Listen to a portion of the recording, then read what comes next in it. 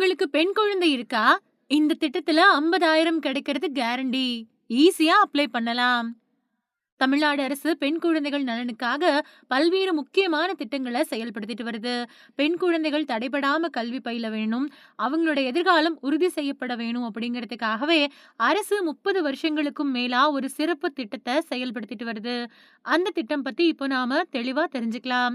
1990கள்ல தமிழ்நாட்டுல பெண் சிசு கொலை, குழந்தை திருமணம் மாதிரியான விஷயங்கள் அதிகமா இருந்துச்சு.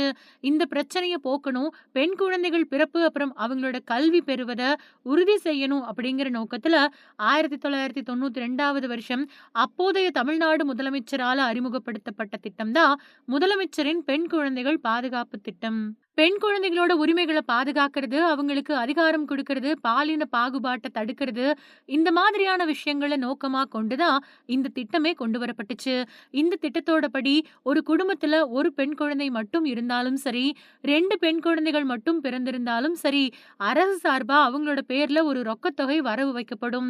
அவங்களுக்கு 18 வயசு ஆகிறப்போ வட்டியோட சேர்த்து இந்த பணம் வழங்கப்படும். 2 வகையில இந்த திட்டம் செயல்படுத்தப்படுது.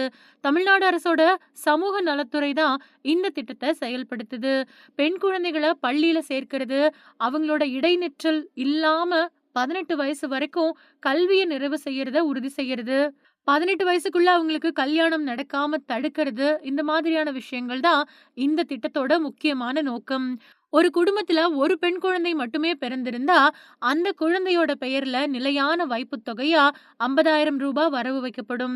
தமிழ்நாடு மின்விசை நிதி அப்புறம் அடிப்படை வசதி மேம்பாட்டு நிறுவனத்துல இந்த தொகையானது முதலீடு செய்யப்படும். இந்த வைப்புத் தொகை ரசீது நகல் அந்த பெண் குழந்தையோட பெயர்ல அந்த குடும்பத்துக்கிட்ட வழங்கப்பட்டுடும். இந்த பெண் குழந்தைக்கு 18 வயசு ஆகிறப்பதான் இந்த பணத்தை அவங்களால வாங்க முடியும். ஒரு குடும்பத்துல 2 பெண் குழந்தைகள் மட்டுமே பிறந்திருந்தா அந்த பெண் குழந்தைகளோட பெயர்ல நிலையான வைப்புத் தொகையா 25,000 ரூபாய் தமிழ்நாடு மின்விசை நிதி மற்றும் அடிப்படை வசதி மேம்பாட்டு நிறுவனத்துல முதலீடு செய்யப்படும். இதுக்கான ரசீது நகல்கள் அந்தந்த குழந்தைங்களோட பேர்ல குடும்பத்தினர்கிட்ட ஒப்படைக்கப்படும்.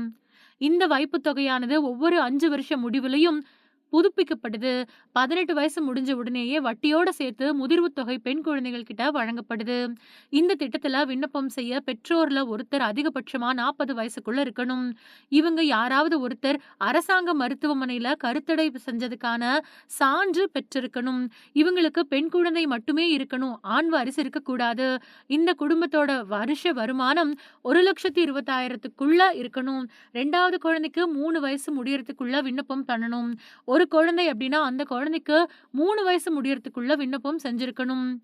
இந்த திட்டத்துக்கு விண்ணப்பம் செய்யறவங்க அவங்களோட குடும்ப புகைப்படம், திருமணச் சான்று, இருப்பிடச் சான்று, கருத்தடை செஞ்சுக்கிட்டதுக்கான சான்று, குடும்ப அட்டை, அப்புறம் பெற்றோரோட ஆதார் அட்டை, பெண் குழந்தைகளோட பிறப்புச் சான்றிதழ், அப்புறம் குடும்ப வருமான சான்றிதழ், இந்த மாதிரியான சான்றிதழ்களோட விண்ணப்பம் செய்யணும். அது மட்டும் இல்லாம அவங்களுக்கு ஆண் குழந்தை இல்ல அப்படிங்கிறதுக்கான சான்றிதழை அவங்களோட மாநகராட்சி, ஊராட்சி அல்லது பஞ்சாயத்து அலுவலகத்துல வாங்கி இருக்கணும்.